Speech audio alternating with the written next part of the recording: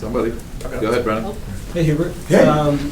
I know you are not a guy who reflects as much in the moment, especially in the sense of a season. You said the other night, sometimes you're just going from moment to moment. You don't really have time to think about it. But thinking back to the first time you went to Duke 2 years ago versus now, are there any ways that you've noticed the difference in your coaching style or your comfort or anything, over the course of that? You're 100 games in now.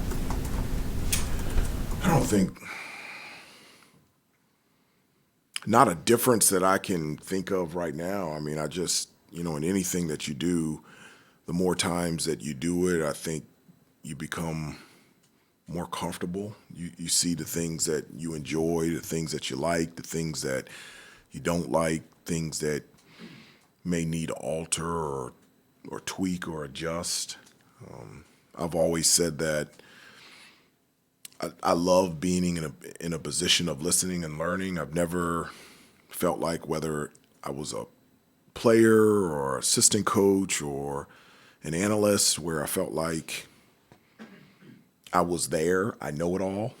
And obviously 3 years in, I don't know it all, and just continuing to learn and to grow and try to improve every day.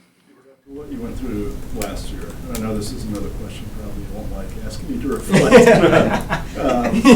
But is there like a sense of vindication at all with the success that you guys have had this year? Because, you talk about blocking out the noise. There's some nasty noise out there about you last year from fans and such. Well, one of the things that I know, I have not reflected on that. I really believe this. There is a reason, and these are my beliefs.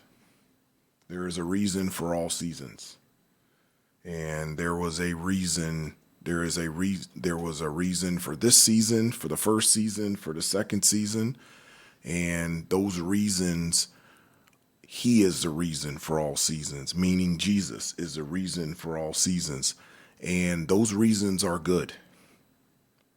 And those reasons are good irregardless if it's a sunny day or a cloudy day. Those reasons are good. And the person that I am today, the coach that I am today, was because of the good reasons from year one and year two. And I really believe that. Last year was a blessing. I am a better person and a better coach because of last year. And that's the way I believe. How are you a better coach?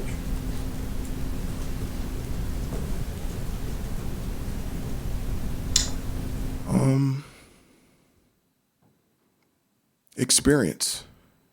Going through, I think it's really good going through sunny and rainy days. I think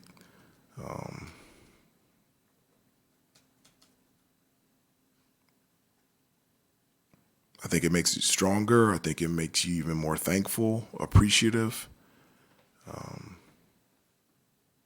I'm thankful for the experiences that I've had, the cloudy days and the sunny days.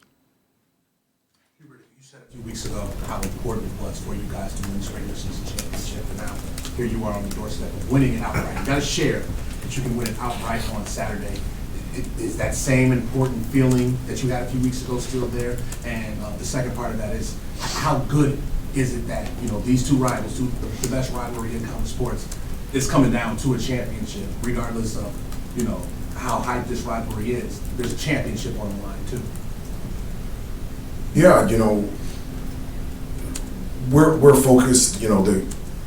Obviously our next game is Duke, but our focus is on us. Our focus is on our preparation, our practice, to make sure that as a team we're continuing to improve and we're trying to get as close as possible to becoming the best team that we can possibly become.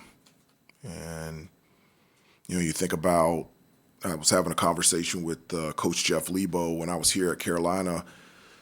2 of the years came down to the last regular season game to determine who was regular season champs. And so we were talking about that, and it was a little bit different. The last game was here at home, and it's always competing against the best, and obviously Duke and their program is one of the best in the country, and so having an opportunity to be able to play them this Saturday on a last regular season ACC game is an honor and a privilege, and we're really excited about it. Along those same lines, with the ACC, yeah, go ahead. Is there a sense that all is right in the world when Duke in North Carolina is playing, for a championship? I don't know what all is right in the world. I don't. I think it's fun. I think it's good, but I don't know what all is right means. But when Carolina and Duke play, it's always good. So it doesn't really matter if it's the last game of the regular season or not. It's always fun to play in. Good and fun, but considering that the ACC is going to be expanding to the West Coast next year, not every team will be making it into the tournament. This is really kind of the last season of the ACC as we now know it. Is it kind of fitting that it comes down to Carolina and Duke in that last game for the regular season title? Well, the ACC will always be the ACC. Things have changed. You talk about the ACC as we all know it. Not me. I remember it when it was 8 teams and everybody was playing each other twice, and you didn't have to get on the airplane, and you took a bus everywhere. And so going to Cole Fieldhouse, okay? So it's a little bit different. And so regardless of Stanford and Cal and SMU joining the conference next season, the ACC will always be the ACC, and there's no difference in that. As far as having grown up and playing in the double round robin format of this league, how is it different now winning a championship against teams that you might only face once a year as opposed to facing teams that are going to know you inside and out both times? I don't think it makes a difference at all. I mean, our schedule is our schedule because of the teams that we have in the ACC at this moment, and adding 3 more. There are teams that you play twice, and there's teams that you don't. The thing that you have to focus on is whatever's on your schedule, be the best that you can be, and at the end of the year, live with the results. Looking at Duke, obviously they've won, 8 or 9. The other guys, when they were in here, they were saying the guard play since the last time you guys have played them has, gotten a lot better, gotten a lot more consistent. So how have you kind of seen, I guess, Duke's guards, improve from the last time you saw them? How have you seen that? I thought they were pretty good when we played them. I mean, Jeremy Roach is, having another terrific season.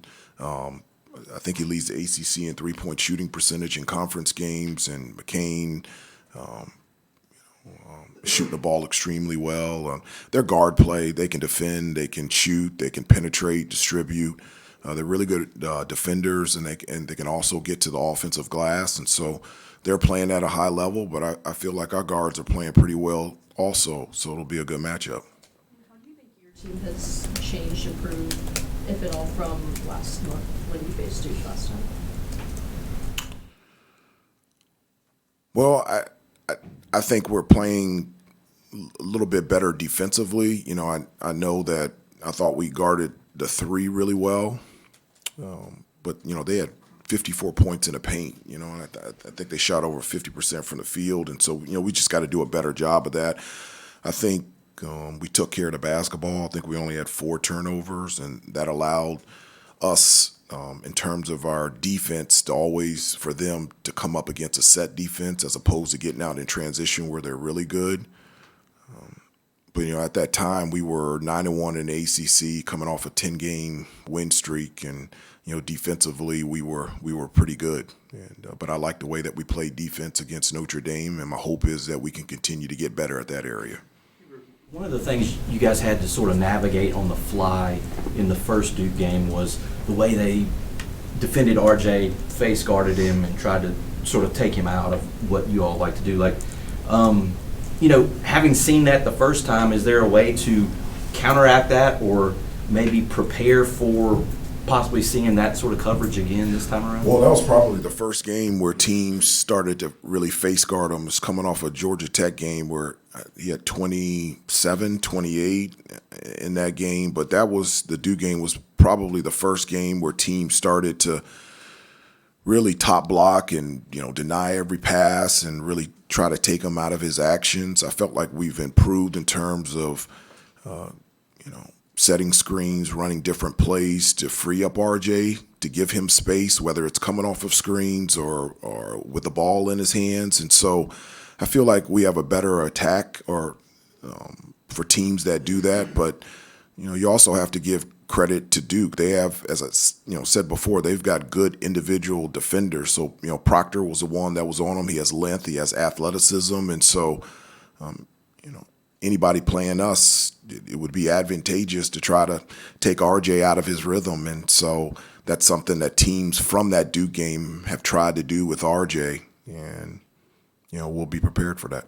Given that, how much more important does it make Seth Trimble in a game like this? I think it makes everybody. I mean, it's not just Seth, who is extremely valuable for us, but everybody. And the thing that I like about us is that, and we talked about this before, them being able to top block RJ in that game. Well, Harrison had 6 threes, and Armando, played extremely well. There were 3 games prior to that where they were playing Armando differently, and then RJ was going off for 30. So we have a number of different guys that can have big nights, whether it's Seth, Harrison, Cormac, Elliott, Armando, Jay Wash, Jay Witt, that can step up in those times that where defenses adjust to other players. And so that's something that we've been able to do all season that I feel confident that we can do for the remainder of the season. Take a few more. The guys say naturally that going in there and playing in that environment's fun. They like everything about it when they walk out in the court during one game. Is it fun for you at all? Is it any different because it's cramped and it's warm and people on top of you and the stage that the game is on? It doesn't bother me at all. I just, as a player, as a coach, I'm unaware of what is going on in the crowd. I'm so focused on our team and how we play that outside noise is really mute for me. As a player, the 2 places that I felt it the most was Reynolds Coliseum and Cole Fieldhouse.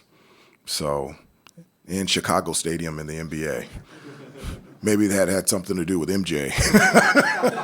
And I knew he was going to score 60 on me. So, how about, is it fun for you having a game of this magnitude? You have a chance to win. You coached the national championship game. You coached in the Final Four. Those 2 games against Duke 2 years ago. Is it fun for you preparing for a game like this, or is it just laser-focused business, doesn't matter? It's fun every game. I think it's enjoyable and fun every game. I have as much fun at shoot-around and practice in the game. It's all the same to me. There's not one game, wow, I'm really revved up for this one, or this game, I'm just not locked in this one. I'm ready to go. Anytime you get a chance to be out there on the floor, I'm ready to go. Hubert, I'm sure you've given this no thought, but I'm going to ask anyway. Time to reflect. I was looking through my email. I have the All-ACC ballot in here. We could have a situation next week, probably will have a situation next week, where RJ's the ACC Player of the Year, and Caleb could be the Pac-12 Player of the Year.